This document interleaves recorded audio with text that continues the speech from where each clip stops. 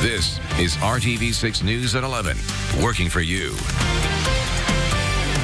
Thanks for joining us here on the News at 11. I'm Mark Mullins. And I'm Amanda Starantino. New at 11, a woman is terrified to stay in her East Side home, even though she just moved in 3 weeks ago. A man tried to get into her home while she was there. She tells RTV6's Graham Hunter how she was able to fight off the intruder. Though she be but little, she is fierce. I feel like she saved my life. Those words were meant for Ginger McQueen's dog, Lulu. I had an intruder, and she was immediately at my door, growling, barking, scratching. That's exactly what happened, but she actually lunged. McQueen and Lulu were inside when someone outside tried to get in. McQueen called 911. He proceeded to open my window here.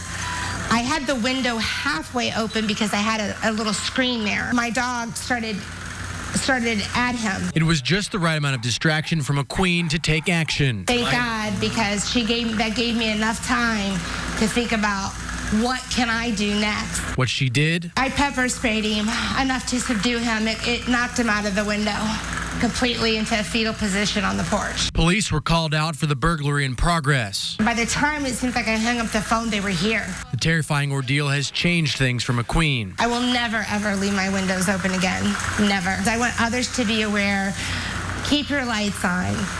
Close your windows at night. McQueen grew up on Burgess where it happened and only moved back a few weeks ago. It's devastating. I just started getting settled in, and I have a nice place, and it's sad. The incident has McQueen on high alert, but she's glad to know she has a little hero who's always on guard. Mommy did reward her. Reporting from the Near East Side, She got lots of new toys.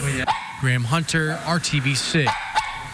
Thanks, Graham. Glad to see she's safe. And guard dogs come in all shapes and sizes, right, Kevin? They do, and sound bigger than they are. Absolutely. Well, you didn't hear any thunder in central Indiana today. That was a nice break. It was beautiful today. I hope it's just the beginning of what's to come. It does start a stretch of summer weather. I'll define that in a second. As you look to the north with our Weather Now camera or tower cam, temperatures hovering right at 70 degrees. Humidity is not bad at all.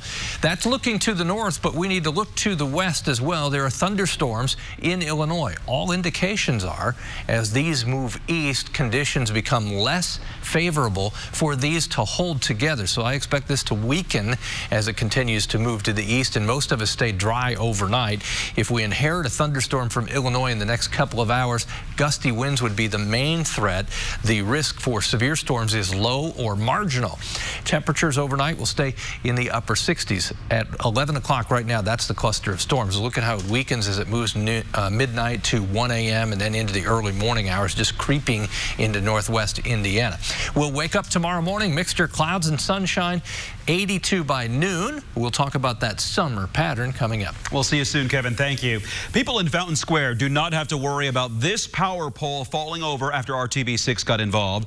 Grace Dibble shared her concerns today. She says the pole started to lean about 2 weeks ago after a large branch from a tree snapped off and fell on top of the line. Grace tells RTV6 she reported it to IPL several times, but never got much of a response. She was afraid the pole might fall over and damage her property. My fear is that it's going to fall on my car, and I'm not going to have a car, and we're going to have a baby in a few months, and we can't really afford to buy another car and take care of a baby. So I just want to know that it's safe. After RTV6 called IPL, the company sent a crew to straighten the pole right away and says they might replace it completely.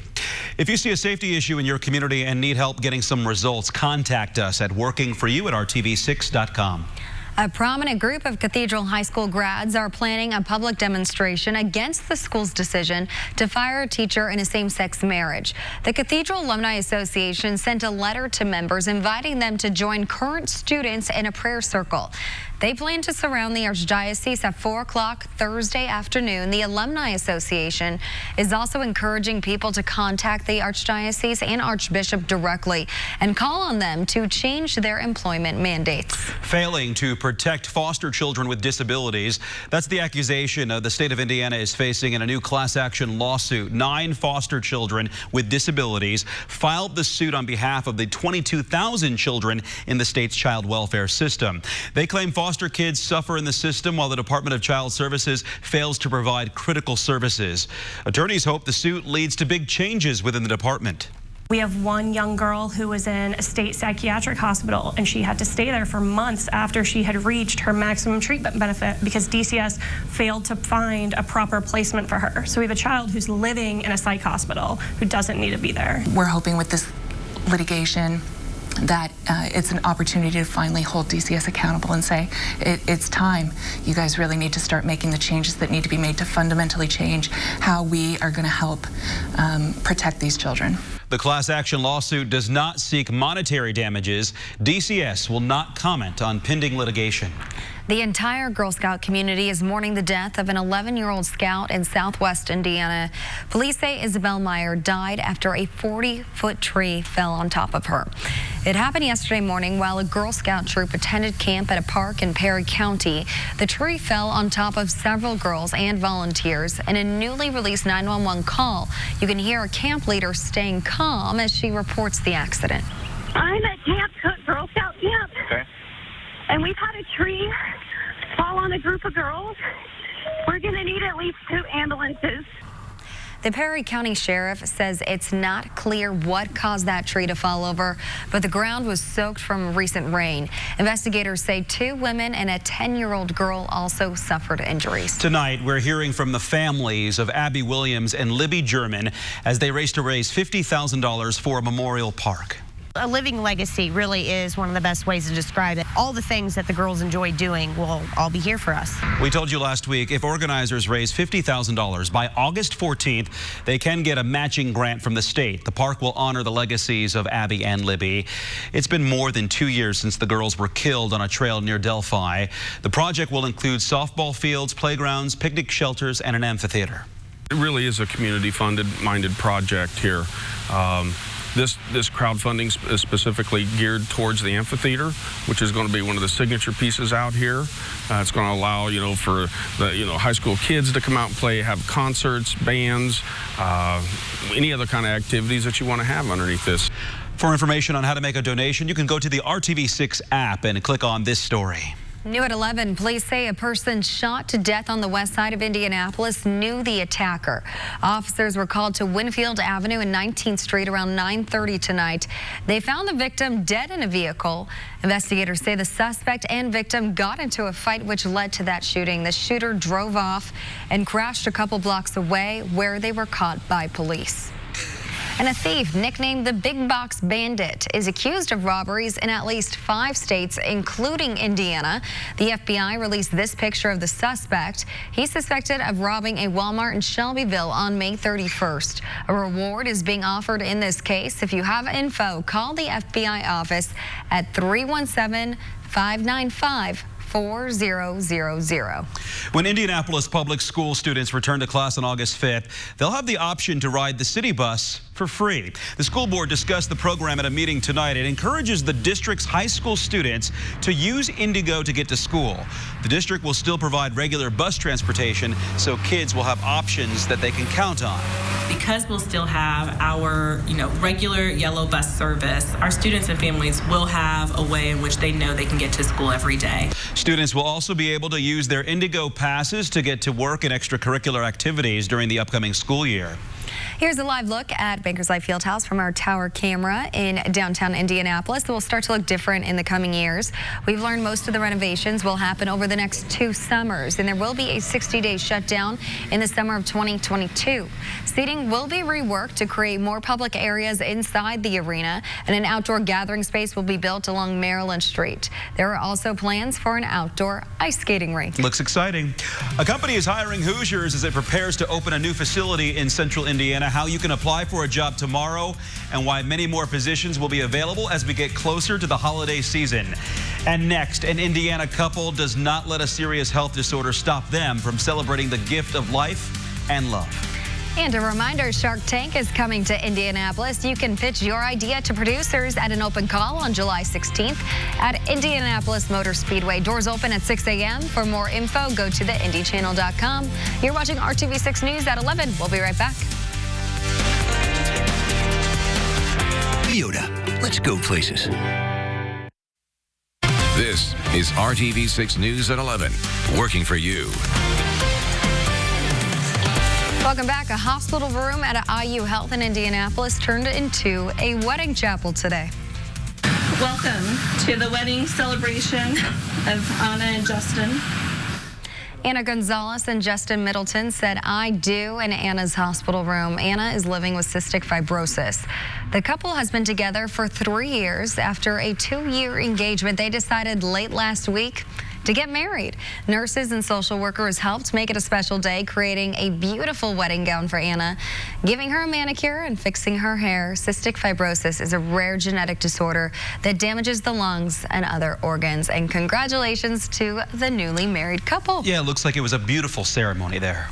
Children around the world are getting support from workers at an Indianapolis company. Today, Roche Indy hosted its annual Children's Walk at the company's headquarters in Fishers.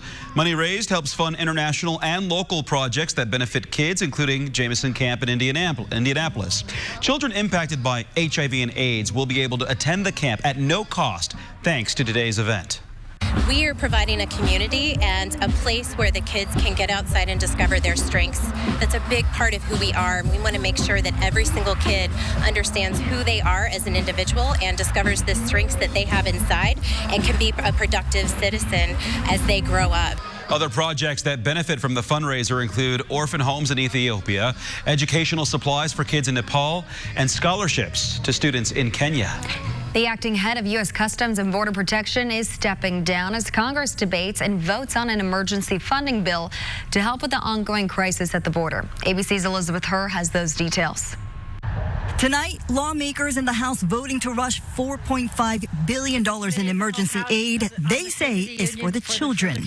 Amid reports of hundreds of immigrant children now moved out of a holding facility due to deplorable conditions, President Trump voicing his support for Congress trying to rush aid to the border. It's a humane bill, and that's what we want. It's all about humanity. It's about helping children.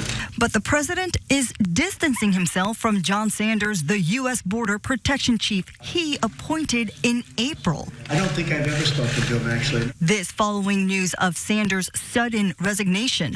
ABC News learning from sources his resignation had nothing to do with the revelations that the Border Patrol housed migrant children in Texas in conditions a human rights lawyer who recently visited a facility compared to torture facilities. There are reports alleging a Border Patrol station in Clint, Texas, denied about 300 children soap and toothpaste, according to lawyers who went inside and spoke with them. The children were also described as being filthy and sleeping on the concrete floor with only Mylar sheets, conditions Sanders criticized just last month. Children should not have to sleep on the ground huddled under Mylar blankets. This is the United States of America. We can and we must do better as a country. But the CBP has denied most of the allegations, explaining overcrowding was the problem, with some 13,500 children currently in U.S. custody. Elizabeth Herr, ABC News, New York. Now to Hiring Hoosiers, an RTV6 initiative connecting you to jobs, training, education, and resources. A job fair will be held in Brownsburg tomorrow for a facility opening next month. Radio handles ordering and shipping for retailers. Its new fulfillment center will be on East 56th Street. The company plans to start with around 150 employees and add hundreds more by peak retail season. Tomorrow's job fair goes from 10 to 2 at the Hampton Inn on Maplehurst Drive. For more information, go to hiringhoosiers.com. JCPenney is putting out a call for 100 seasonal associates in the Indianapolis area. Positions include cashiers, stock workers, Sephora consultants, and salon stylists. People hired as seasonal associates have the opportunity to be hired permanently. You can also go to hiringhoosiers.com for more info about these jobs. Well, you could be looking at the next generation of firefighters. This week, hundreds of kids are becoming a firefighter for a day. The Indianapolis Fire Department hosts the camp every year. The 3-day event kicked off this morning at the Warren Township Government Center. The goal here is to teach children about fire safety in an interactive way. Firefighting for a day camp is really fun for children, especially children as old as me. You get the experience of what firefighters do in reality, and you get to learn all about fire safety. The camp continues tomorrow and Thursday. Around 200 kids attend each day. Looks like a lot of fun, right? Mm-hmm. Well, Broad Ripple isn't going to the dogs. It's going to the ducks. Cue the Rubber Ducky song. Tonight, Rubber Duckies raced along the Broad Ripple Canal. Participants purchased ducks to take part in this race. The event also featured activities for neighbors and families. One young resident says it's a great way to get the community together. Look at that. It's incredible that we're able to like be together, come together using little rubber ducks as a symbol of our entire community getting together for an evening, enjoying the wonderful food, the trails, everyone's getting together, enjoying the time. It's a beautiful day out. He's darling. Well, money raised goes toward Broad Ripple Village Association programs and projects. I think you were looking at the mayor. That's exactly future mayor, right? That kid's going places. Oh, cute. Yeah. And he had that great attitude, and he didn't even win the duck race. We can all learn something from him. Yeah, I think we all had a little more vibrancy today. That with the sunshine weather so out nice. there, Oh, yeah, that put a little pep in your step. This caught my eye this evening after about 7:30 or 8. I was just looking to the north, and that is a towering thunderstorm that was east of Plymouth, north of Warsaw, over 110 miles north. Look at that. Of Indy. How about that? Wow. Our chance for thunderstorms is around for the next several days. We're talking about lowering rain chances, not eliminating those. Tomorrow evening, thunderstorm chances about 30%. You can see they never get too carried away, but there is the persistent low chance for thunderstorms. Now let's talk about the high temperature. Closing in on 90 degrees by the time we get to the end of the week. We've not made it there in 2019. September 20th of last year, the last time that we officially hit 90. The cluster of thunderstorms over in central Illinois moving to the east, 30 to 40 miles per hour. At 35 miles per hour, that would put it into, say, Benton County in northwest Indiana in about 2 hours, 15 minutes. So you're looking at 1:30 or so. These are expected to continue to weaken and diminish in coverage and intensity. Temperature tomorrow morning, 66 degrees. That's the way we start out. Overnight lows will get closer to 70. Everything will be fairly consistent in the forecast as far as lows around 70, highs upper 80s for the next 7 days. We're already at 81 by noon tomorrow. Temperatures to the north in the mid-80s as well. These are average, maybe just slightly above average down to the south, and a little breeze out of the southwest. 85 the magic number for Indianapolis. Tomorrow evening at 7 o'clock, an isolated shower or thunderstorm. It wants to put together a band of thunderstorms 11 o'clock tomorrow night, diving to the south and east from there and weakening just like we're seeing tonight. Northern half of the state then will have the best chance for some showers and thunderstorms as we go through the evening hours and overnight into Thursday. Thursday temperatures right back in the upper 80s. We'll see a mixture of clouds and sunshine. Temperatures, Bedford, Seymour, you have a chance of hitting that 90-degree mark. I need to mention the humidity because that will make weekend temperatures feel more like the mid-90s as we have a little more tropical atmosphere. 7-day planner consistently upper 80s for highs, around 70 for lows, and a 20 to maybe 30% chance for thunderstorms. We flipped the odds. We really did. The odds were much higher before. We've lowered the threshold. You wanted summer to get here? Hello. I like it this way. I enjoyed the mid-90s, though, the first time around. Back in the day. Back in the day. Younger man then. Right. You'll have to Google that. That'll be fine. Hey, the Fever had a big comeback at home tonight, but was it enough to get a win? See if that long road trip wore them out. Made for an exciting night at the Fieldhouse. That's next. Visit buyhyundai.com today. And a good evening to you, everyone. Thanks for staying up with us tonight. It took the Fever 22 hours to get home from their trip to Seattle, and we spent about the next 22 hours after that talking about it. So finally back home, finally back to action. Would that quick turnaround play a factor in tonight's game? Perhaps it did. Facing Minnesota was also part of it. The Lynx up 20 at halftime, but here come the Fever in the second half. Off the miss, Tierra McCowan, the rebound, the putback, and the foul. She had 11 points and 7 rebounds. Down to single digits. Fevers took the lead with 6 minutes minutes to go. How about that? Kelsey Mitchell off the dribble. Hits the three. She had a team high 17, so from down 20 to up 2. But the visitors with a late 10-2 run to help close it out. 3 points of it there. Fever got within 3 late, but Minnesota closes it out 78-74. The final. Now the Fever go back on the road this weekend. They're going back out west. Friday in Phoenix, Saturday in Las Vegas. Let's be honest, if you got stuck in Vegas for a little bit, not a bad thing. They're at Dallas next Friday, and then a stretch of 4 straight home games with Vegas, Los Angeles, Connecticut among those. The Fever 7th place in the standings overall currently. They'll need a couple of W's of these games to get into the top half of the league. Let's be honest, basketball season never really ends in this state. Kids all over Indiana using the summer to hone their skills, or for some of them, a first chance to get a love of the game. Such is the case at this week's Junior Pacers Hoops Tour. We caught up with the action today at the new Ortho Indy YMCA in Pike Township. More than 200 youngsters, ages 6 to 14, were on the court there, getting some instruction from Pacers legend Darnell Hillman. Former Pacer Eddie Gill, Fever alum Monica Maxwell also there. We talked with a couple of the former pro players about working with this next generation of potential hoops stars. Whether you're 7 years old or you're 25 years old playing in the NBA, the fundamentals of the game do not change. That's the beauty of it all. And if you can master those, good things will happen for you. I was just thinking about when I was their age. There was no camp like this, So to see how the game has evolved and how I can get back to the game, it's really exciting to see. The tour continues the rest of the week. They're in Brownsburg on Thursday. They'll be back in Indy at Riverside Park on Friday. The Indians have shown strong doses of either offense or pitching in most games this season. Most nights, one or the other of those is enough. They put up a big number in the first inning tonight on their way to a 3rd straight win. 5 runs in the first. Darnell Sweeney got the first RBI of the game. This base hit to right field would score Cole Tucker. The next 3 runs after that on an error, a walk, and a sacrifice fly. Then another proper RBI from J.B. Shuck. 5th run of the inning. This one to left field scored Logan Hill. Tucker ended up with 4 hits tonight. Shuck had 3, as did Kevin Kramer. 8-3 the final. Indy wins it. 2 more home games this week, Wednesday and Thursday against Columbus. Some of IndyCar's Chevrolet teams holding a test today over at Mid-Ohio Sports Car Course. The Penske trio there, both Foyt cars, rookie Colton Herta on track as well.